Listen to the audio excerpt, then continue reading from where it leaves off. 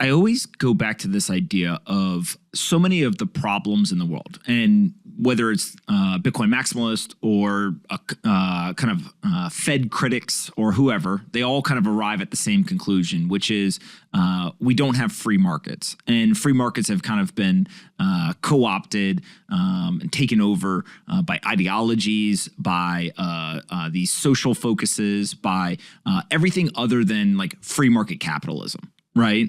And if you believe in free markets and their ability to self-correct and kind of eventually find the answer, optimizing for anything other than let the free market do its thing is obviously intervention and would prevent the free market from operating. And so what I think is a unique way to present Bitcoin or other types of technologies that follow similar ethos is that it's trying to implement free market dynamics again, but do it in a way where they cannot be co-opted. Like, yes, somebody can go and manipulate the Bitcoin price, right? But if you're just a large holder or whatever, but they cannot change fundamentally what Bitcoin is. They cannot take over the network. They cannot change the programmatic monetary policy. They cannot do these things. And so it goes back to like the classic Google, like don't be evil, can't be evil, right? Type nomenclature. If we were successful in implementing free markets where people could not take them over, would the world be a better place? It's up for debate, but I think there's a strong argument that the free market would definitely self-correct. Okay, so let's say that I probably agree with almost, with much of that, right? The only thing is, do you know the difference between open loop versus closed loop control? No. Okay, so like in control theory, let's say that you had a car, okay, and you close your eyes and you just hit the gas, okay? That's like open loop control. There's no feedback, okay? But closed loop control, you have your eyes open and you're looking at the road and you're making micro corrections and steering the wheel left and right and so on and so forth. And so you're making micro corrections constantly, sometimes a little bit left, sometimes a little bit right. And that's keeping you on the straight and narrow to get there. And if it's a complicated and long direction, you can't just keep the thing veering left or keep the thing veering right and hope to get there, okay? As a second metaphor that I think is also related, imagine that somebody was a Westist. Why are they a Westist? Because they liked the idea of California. Okay, so they just kept going west, and then they got to California, and then they had people in the group say, "We have to keep going west." What, are you some kind of cuck? You don't want to be. We got to keep going west. Well, aren't you a Westist? Right? You're going east now. You're in California, and so then they keep going west. They land in the Pacific Ocean.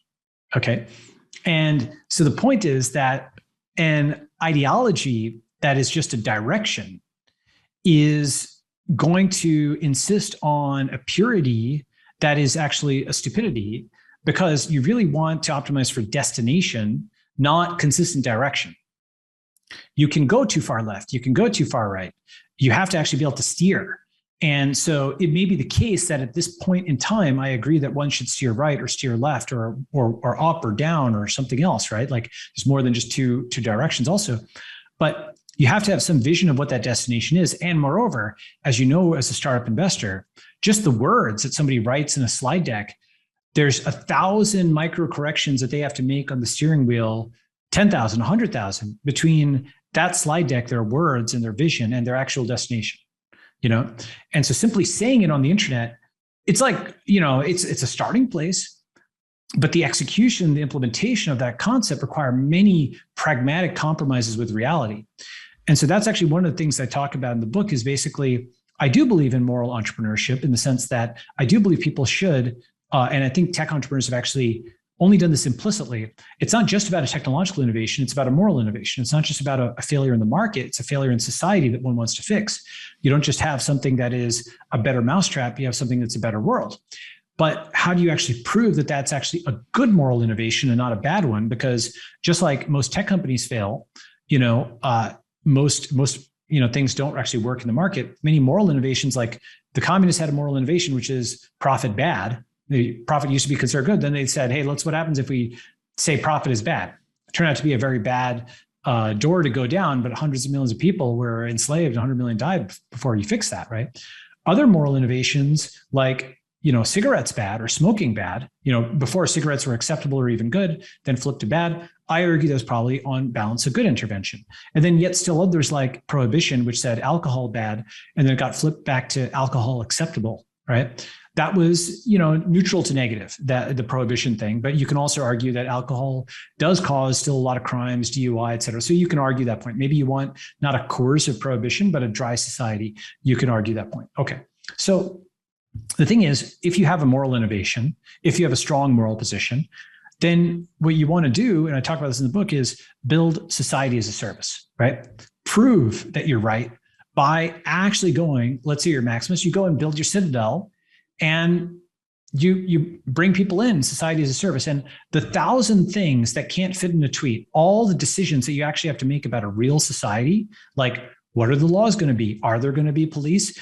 Is there going to be any central government of any kind? All this type of stuff you actually will have to go and figure out in your society as a service. And you'll have to make pragmatic concessions to reality that one does not if one is just, kind of popping off, right? And that's kind of how I think about it is you want to give people the ability to morally innovate and technologically innovate. They build these societies as services. And the way that there's a check on their legitimacy is that people choose to come and they choose to stay. And if they don't like it, they can choose to leave and they can choose between others of these kinds. And, they can tour it online. That's why the digital component is so important. They can tour it online cheaply so they can go and comparison shop and then find the best ones. But with that said, I do think there's a big difference between those folks who will build these societies and those folks who are the consumer, citizens. I do think there's a good thing about comparison shopping between jurisdictions, but that's like, the difference between buying an iPhone, building an iPhone is much harder. And so the folks who are going to build these jurisdictions cannot simply be the consumer citizen. You have to be much more missionary than quote unquote, mercenary, right? So this is how I think you can actually prove that your online morality is right. Build a society oriented around that. See what it actually looks like when you materialize it. Just like a theory of math or computer science, you actually sometimes need to write the code to see if it works. And then you can show that it's attractive and you've actually made the right trade-offs. Or it might be something that only works when you can be, in the back row throwing stones or online throwing stones, and doesn't work if you actually go and declare yourself president of a startup society and try and build one.